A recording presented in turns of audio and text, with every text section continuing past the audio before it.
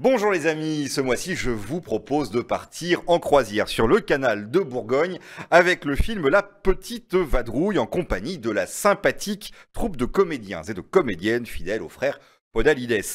Là, c'est Bruno Podalides qui colle son œil derrière la caméra, mais vous le verrez à bord dans une sympathique tenue de capitaine. Et son frère Bruno fait également partie du voyage dans le rôle d'un organisateur de croisière particulièrement collant. Monte à bord Sandrine Kiberlin et un petit nouveau dans la troupe, un certain Daniel Auteuil. Alors c'est presque un huis clos sur l'eau que nous offre Bruno Podalides, une sorte de pièce digne de Feydeau. Le personnage de Sandrine Kiberlin se voit demander par son patron, un riche industriel joué par Daniel Auteuil, de lui organiser un week-end qui sort de l'ordinaire pour épater sa maîtresse. Évidemment, l'entourage de Sandrine Kiberlin, une joyeuse bande de traîne-la-patte, de losers magnifiques, saute sur l'occasion pour détourner à leur profit la manne financière que représente l'organisation de cette petite escapade.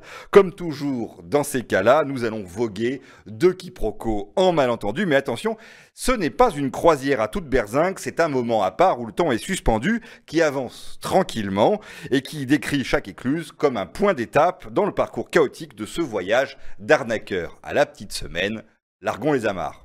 Alors vous l'aurez compris, il s'agit d'une nouvelle adaptation de l'un des romans parmi les plus lus au monde, Le Comte de Monte Cristo d'Alexandre Dumas. Alors après Les Trois Mousquetaires, l'année dernière qui rassemblait presque tout ce que le cinéma français a de bankable, je dis presque parce qu'il manquait au moins un comédien, Alexandre Dumas est à nouveau à l'honneur, et dans le rôle titre, le comédien actuellement le plus en vue de tout le cinéma français, je veux bien entendu parler de Pierre Ninet, alias Edmond Dantès, alias le Comte de Monte Cristo, alias l'Abbé Faria, alias etc. Pour un comédien, voilà l'occasion d'incarner plusieurs rôles de composition et de se grimer aussi souvent que le fait Edmond Dantès.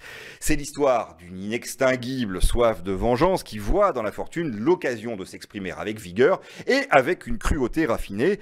Alors, ce n'est pas la première fois que cette œuvre de 3000 pages est adaptée à l'écran. On se souvient de la série de José Dayan avec Gérard Depardieu. Là, le nombre d'épisodes permettait d'épouser peu ou prou l'intrigue forgée par le roman. Pour un film, il faut être quand même un peu plus synthétique et c'est toute la difficulté qu'ont rencontré les scénaristes et réalisateurs de cette fresque, Alexandre de la Patelière et Mathieu Delaporte, que vous connaissez entre autres pour être les scénaristes, les auteurs du Prénom et de Papa ou Maman. Laurent Lafitte en procureur de Villefort et Anaïs de Moustier en Mercedes, vous savez, l'éternel amour d'Edmond Dantès, viennent compléter le casting et dans une super production française aux accents hollywoodiens, tout comme son budget, puisque l'on parle de 43 millions d'euros. Cette fresque grandiose sort sur vos écrans le vendredi 28 juin. Et c'est en 2015 que les studios Pixar sortaient cette petite pépite dont ils ont le secret.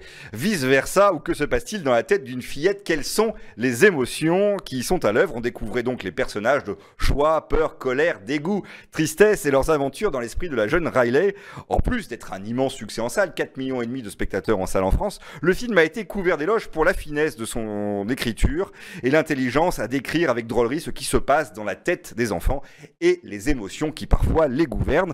Alors 9 ans plus tard, la jeune Riley a grandi, elle est devenue une adolescente et les esprits adolescents sont du pain béni pour les scénaristes en quête d'émotions. Je vous rappelle que dans ce film, les émotions sont les personnages. Alors font leur entrée anxiété, envie, ennui et embarras, tout ce qui fait le charme d'un ado, en somme, ou lorsque le monde tranquille de l'enfance se heurte à celui des adultes dans une collision qui va donner lieu à une série de péripéties entre les anciennes et les nouvelles émotions. Elle revient comme chaque année pour le plus grand bonheur des cinéphiles, c'est la fête du cinéma bien sûr, 5 € la séance pendant 4 jours, du dimanche 30 juin au mercredi 4 juillet. Et enfin, cet été, une kyrielle de talents viendront nous rendre visite. Le mercredi 19 juin, ce sera Bernard Campan et Takis Candilis qui présenteront L'enfant qui mesurait le monde, un titre magnifique. Ils le présenteront au Pâté Toulon.